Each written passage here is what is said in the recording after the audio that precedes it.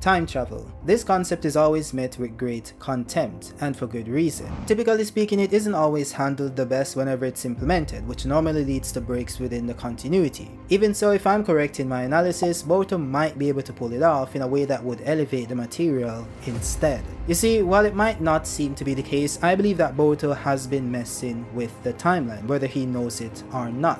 This mainly stems from this instance in chapter 75 when Boruto is able to see into the future. This showed Kawaki in his Otsutsuki state looking down at Boruto with blood splattered on his face. By the way, we know he's looking at Boruto since Boruto's visions are shown from his perspective. So the logical assumption was that this was when Kawaki sliced Boruto's eye. Yet that didn't actually happen since Kawaki never used this form in their battle, nor did blood splatter on him. Now some have argued that this was supposed to happen, but Ada changed it by using omnipotence, which could make sense. The issue with this is that the event took place after the fight happened. Not only that, but this perspective of Kawaki was shown during the fight, but it was prior to Boruto losing his eye. So it's pretty clear that the events of the fight wasn't changed by omnipotence. The only argument you could make is that a second fight was supposed to happen, but that was changed due to omnipotence. And though this is definitely a possibility, I doubt that's the case. What I believe happened is that Boruto changed the timeline long before the fight itself took place. You see, there's one consistent rule you must follow when messing with time, which is that your past self or anyone from your past mustn't become aware of your future.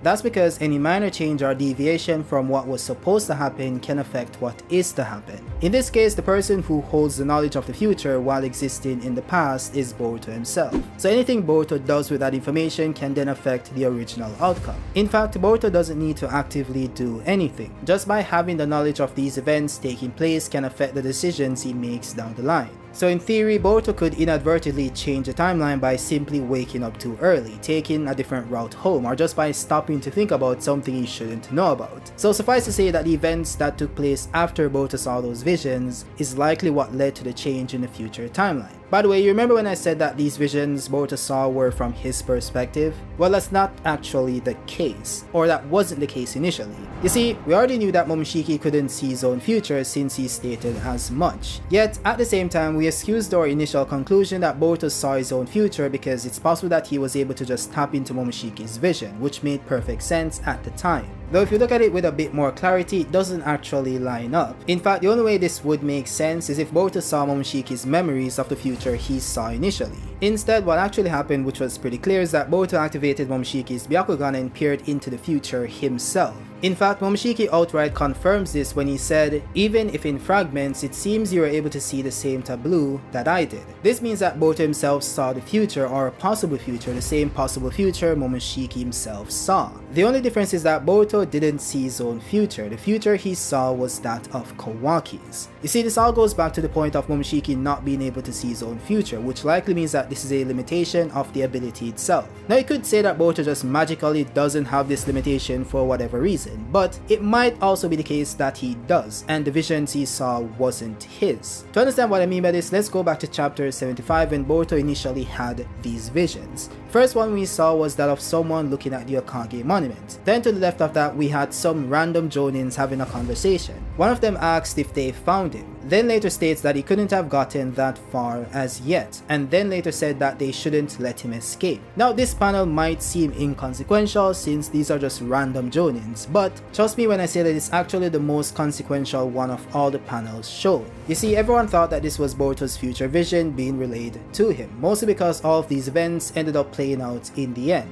We saw the scene with Shikadai play out and Boruto was on the other side. We also saw the scene with Mitsuki play out and Boruto was on the receiving end in that instance as well. So the logical conclusion must then be that these visions are from Boruto's perspective, right? Well, not necessarily. You see, even though those panels ended up coming to fruition, one of them didn't and the other one pretty much confirms this theory to be true. You see, the panel in question, as I mentioned before, is the one of the random Jonins having a conversation whilst looking for someone. Now, we initially assumed that they were looking for Boruto, and this was also shown from his perspective as well. Yet I did some digging and couldn't find a single scene where Boruto was present in that lines up with the dialogue used by these ninjas. I was able to find the Mitsuki one and I was able to find the one with Shikadai, yet the one with these Jonins looking for someone wasn't there. Well, it is there, but it actually isn't there for Boruto. You see, I was able to find this panel, but these guys weren't in the presence of Boruto, as I stated before. The person's perspective this was taken from is actually Kawaki.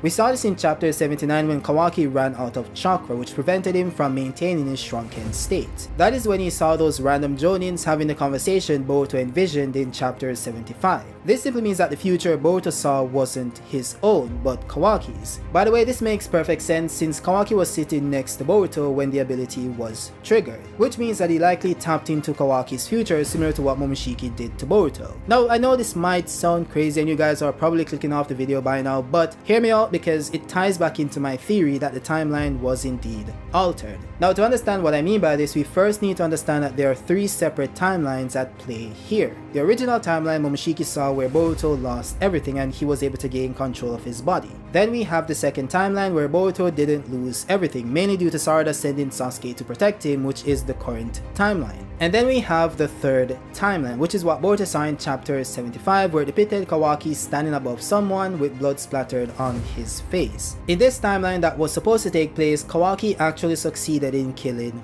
Boruto. So to now put this in order so you can get the sequence of events, Momoshiki initially saw a timeline where he won in chapter 80 of the original manga, but we know as the audience that this wasn't going to last based on the events of the time skip shown in chapter 1. So even in the original timeline, Boruto eventually regained control of his body. And just to clarify, the reason why I believe that this scene is a part of the original timeline is because Boruto doesn't have the black marking on his chest. Now the reason why I know that this isn't the case, even though we can see his chest in the preview itself, is because he doesn't have the extended piece on his neck. As you can see, Boruto post-resurrection has two black markings on his neck when the Karma Seal is active, and one of them remains on his neck even when the Karma Seal isn't active. Yet in this scene, Boruto only has one mark, not two. Now, you could just use the typical arguments and say that, you know, this is just a design change and we shouldn't look too deep into it, blah blah blah blah blah, but when you have supplementary evidence of this change being deliberate, you shouldn't ignore it. So what all of this could mean is that in the original timeline, Boruto didn't suffer through the events of chapter 67, where he had to be revived by Momoshiki,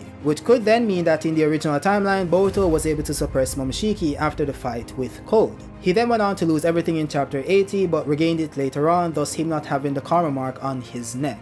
So what this also could mean is that the timeline where Boruto got stabbed by Kawaki is already an alternate timeline. The future has already been changed. So again, this second timeline is what Boruto saw in chapter 75 when he peered into Kawaki's future. All of those events were supposed to happen to Kawaki, not Boruto, mainly because all of this took place after Kawaki succeeded in killing him atop the Akage monument. That is why the panel with the Jonins is something Kawaki experienced. It's his future, not Boruto's. Now, as I said before, there's also a third timeline since the future was altered once again. That's why the scene with Kawaki didn't take place. It isn't a plot hole or just a design change, it's the future itself changing. You see, I personally believe that this second change happened when Kawaki was about to strike Boruto in chapter 79. Boruto was dead to rights, he was wide open, he was about to die. That's when Kawaki would have activated the Horn State to show his full descent into madness, or to just finish off Boruto. Either way, this all changed when Sarada intervened. She wasn't supposed to be there. So it is likely that in a prior timeline, Sarada just didn't get there in time. By the way, this all lines up with the anime and the manga since Toneri mentioned that Boruto's true enemy is fate itself. And it's also mentioned by Jura in chapter 4 of TBV. So it could be the case that the one who helped Boruto to avert this dark future is Sarada,